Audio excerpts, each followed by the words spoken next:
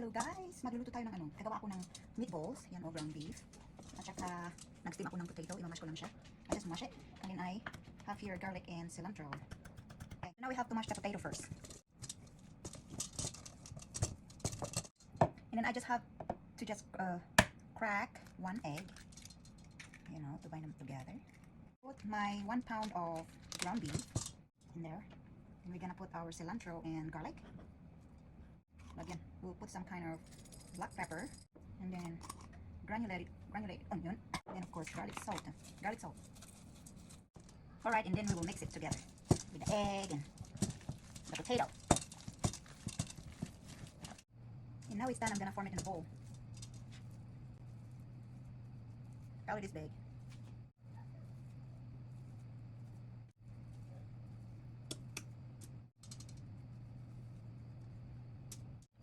So here is our meatballs, and I will have to bake in the oven. Here is the outcome of our meatballs.